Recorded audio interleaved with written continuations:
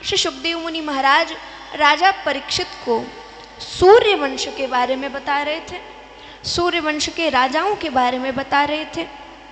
और सब जानते इसी सूर्य वंश में आगे किनका जन्म हुआ? भगवान श्री राम का। तो इनके यहाँ कौन कौन राजा हुए, किन किन से हुए, वो हम सुने। तो विवस्वान मनु स्वयं सूर्य देवता हुए हैं, उनसे इक्ष्वाकु वंश हुआ। इक्ष्वाकु के कुक्षी हुए, विकुक्षी के बाण, बाण के अरण्य, अरण्य के पृथु, पृथु के त्रिशंकु, त्रिशंकु के धुंधुमार, धुंधुमार के युवनाश्व, युवनाश्व के मंधाता, मंधाता के सुसंधि, सुसंधि के ध्रुवसंधि, ध्रुवसंधि के भरत, भरत के असित, असित के सगर, सगर के असमंजस, असमंजस के अंशुमन, अंशुमन के दिलीप, दिलीप के भगीरथ, भगीरथ के रघु। अब हम सब ये जानते हैं भगवान का रघुकुल में जन्म हुआ। रघु के प्रवद्ध, प्रवद्ध के शंखन, शंखन के सुदर्शन, सुदर्शन के अग्निवर्ण, अग्निवर्ण के शिग्रक, शिग्रक के मरु, मरु के पशुशुक, पशुशुक के अमरीश, अमरीश के नहुष, नहुष के ययाति, ययाति के नाभाग, नाभाग के अज, और अज के हुए दशरथ। दशरथ जी का जन्म हुआ। दशरथ जी बड़े राजा बन गए अयोध्या में। यहाँ दशरथ जी को भगवान श्री राम ने वरदान दिया हुआ था कि आपके यहाँ हम अवतार ग्रहण करेंगे। लेकिन दशरथ जी को बड़ा समय हो गया, भगवान श्री राम अवतार नहीं ले रहे थे। दशरथ जी भी बड़े परेशान कि संतान नहीं हो रही। दशरथ जी एक दिन शिकार करने गए, शिकार करने गए थे, तब कहीं से कुछ पत्तियों के हिलने की आवाज आई, उसी तरफ तीर चला दिया। आवाज आई किसी व्यक्ति की मृत्यु हो चुकी है। पास में गए, श्रवण कुमार बड़े पीड़ा में पुकार रहे थे। दशरथ जी ने बड़ी क्षमा मांगी। वे कहते हैं मेरे माता पिता अंधे हैं और पानी लेने के लिए भेजा था, कम से कम उनके प्यासे मृत्यु ना हो, तो एक बार उन्हें भेज दो, उनके पास में जल भेज दो, उन्हें जलपान करा दो, कम से कम प्यासे मृत्यु ना हो उनकी। दशरथ जी गए जलपान कराने के लिए। दोनों माता पिता बड़े दुखी हुए जैसे ही पता चला कि उनके पुत्र की मृत्यु हो गई है, दशरथ जी के हाथों हुई है, इसलिए श्राप दे करके गए कि जैसे हम अपने पुत्र के विरह में अपने प्राण त्याग रहे, तुम भी पुत्र विरह में ही प्राण त्यागोगे। राजा दशरथ दुखी तो बड़े हुए, लेकिन सोचा कि कम से कम संतान होगी तो सही। दशरथ जी को पुत्र हो नहीं रहा था, संतान हो नहीं रही थी। सब भगवान श्री नारायण से कहते प्रभु आप अवतार क्यों नहीं ले रहे। भगवान सबको उत्तर देते हैं कि राजा दशरथ के कोई गुरु नहीं है, और जो गुरु के घर ना जाए उनके घर हम कैसे जाएं। इसीलिए भगवान से मिलने के लिए गुरु की बड़ी आवश्यकता है, गुरु के बिना भगवान नहीं मिलते। राम जी ने मना कर दिया, मैं कैसे लूं अवतार, इनके तो कोई गुरु ही नहीं है। राजा दशरथ को कहीं से प्रेरणा मिली, वशिष्ठ ऋषि के पास गए, वशिष्ठ ऋषि को गुरु बनाया। वशिष्ठ ऋषि ने पुत्र कामेष्टि यज्ञ कराया, फल के रूप में खीर मिली। तीनों पत्नियों में राजा दशरथ ने वो खीर बांटी, तीनों ने खीर पाई। भगवान श्री नारायण भी प्रसन्न हो गए, अवतार लेने का समय आ गया। भगवान के अवतार के समय तो सूर्य भी बड़ा प्रकाशित हो रहा है, खूब संसार में प्रकाश फैल रहा है। अब यहाँ राम जी और कृष्ण जी को देखिए, ठाकुर जी अंधेरे में आने वाले और राम जी एकदम प्रकाश में, खूब प्रकाशित हो रहा है, सूर्य मुस्कुरा रहा है मानो। और भगवान श्री राम अयोध्या में उस समय जन्म लेते हैं, राजा दशरथ पर कृपा करते हैं। इधर भगवान ने अवतार लिया, तो आइए ठाकुर जी को तो हम स्वागत करेंगे। एक बार थोड़ा सा एक बार ठाकुर जी को भी याद करते हुए राम जी को भी स्वागत करते हैं। सब क्या कहेंगे कि दशरथ जी ने भी गुरु बनाए हैं, मिल गए। आप सब भी यही सोचे, हम भी कथा सुनने आए हैं, भगवान की कृपा हो, भगवान मिले। राम जी के तीनों और भाई भी अवतार लेते हैं, जन्म लेते हैं। यहाँ चारों भैया संग में बाल लीलाएं करते हैं। कौशल्या मैया के राम जी हुए हैं, कैकेयी मैया के भरत जी हुए हैं, सुमित्रा मैया के लक्ष्मण और शत्रुघ्न हुए हैं। चारों भाई आपस में खूब बाल लीलाएं करते हैं। आप सभी ने राम कथा तो सुनी होगी। अब यहाँ श्रीमद् भागवत महापुराण में सुखदेव जी ने ज़्यादा विस्तार से राम कथा नहीं कही, संक्षिप्त रूप में राजा परीक्षित को सुनाई है। यहाँ सुखदेव जी बता रहे हैं भगवान श्री राम कुछ बाल लीलाएं करते हैं। भाइयों से बड़ा प्रेम था, माताओं को भगवान से बड़ा प्रेम था, माता कैकेयी को भी बड़ा प्रेम था भगवान से।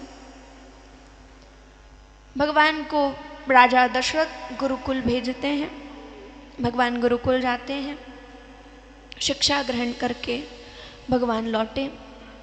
एक दिन विश्वामित्र जी आए भगवान के महल में। विश्वामित्र जी कहते हैं कि राम को हमारे साथ में भेज दीजिए, कई सारे असुर हमारे कर्मों में विघ्न डालने के लिए आते हैं, हम इन्हें ले जाएं, ये उनका वध करें। राम जी को विश्वामित्र जी लेकर के गए, कुछ विद्याएं भी भगवान को बताई। भगवान के साथ लक्ष्मण जी भी पहुँचे हैं। लक्ष्मण जी और राम जी कई असुरों का वध करते हैं और विश्वामित्र जी उन्हें लेकर के जनकपुरी पहुँचे। जनकपुरी में भगवान श्री राम पहुँचे, विश्वामित्र जी के साथ में थे कि राजा जनक निमंत्रण लेकर के आए। विश्वामित्र जी से कहते हैं पुत्री का स्वयंवर रखा है तो आप पधारें, आशीर्वाद प्रदान करें।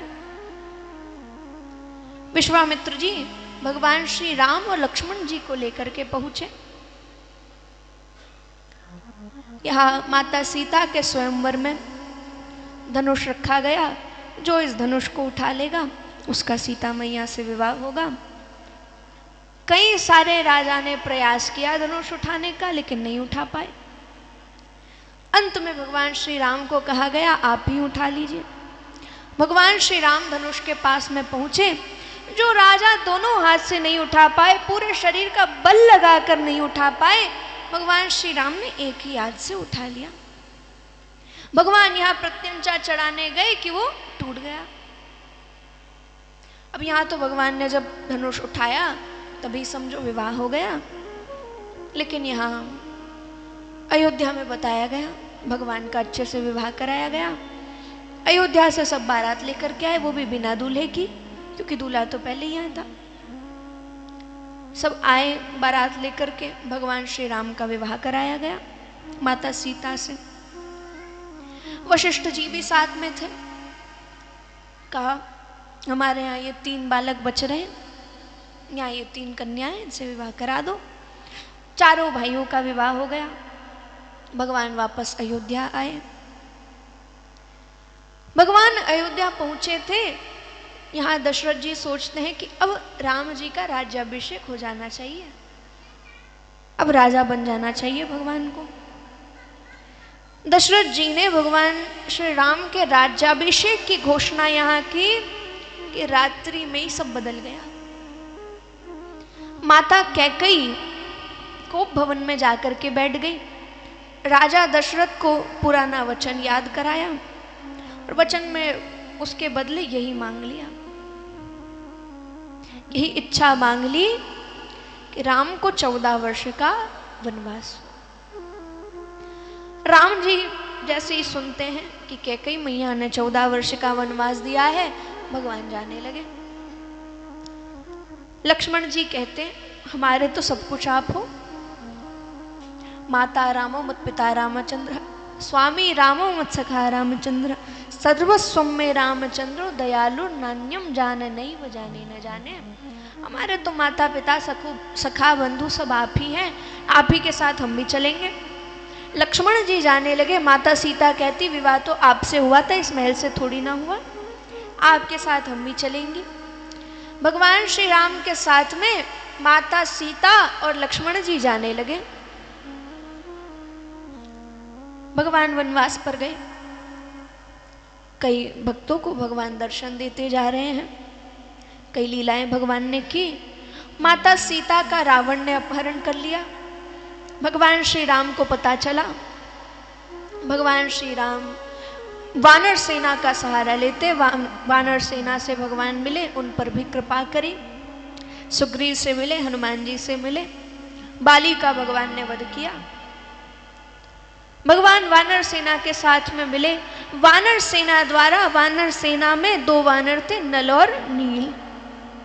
दोनों के पास में वरदान था, शक्ति थी। सबने शिलाओं पर राम राम लिखा, राम सेतु बनाई। समुद्र पर जैसे जैसे शिला डालते, पत्थर डालते, वो तैरने लगते। बड़ी सी राम सेतु सबने बनाई। भगवान पहुंचे। कई दिनों तक युद्ध चला। लक्ष्मण जी भी मूर्छित हुए। लक्ष्मण जी के लिए हनुमान जी बूटी लेकर के आए। अब यहाँ भगवान श्री राम बार बार प्रयत्न कर रहे हैं रावण को मारने के लिए, लेकिन रावण मरता नहीं है। विभीषण जी भगवान श्री राम से मिले। भगवान श्री राम को बताया गया रावण का वध कैसे करना होगा। यहाँ अब आज भगवान श्री राम ने एक तीर से रावण के ऊपर प्रहार किया। उस एक तीर से 31 तीर निकले। उन 31 तीरों में से 10 ने रावण के सरों को काटा, 20 ने रावण के हाथों को काटा, एक तीर रावण की नाभि पर जाकर के लगा और भगवान श्री राम ने रावण का वध कर दिया।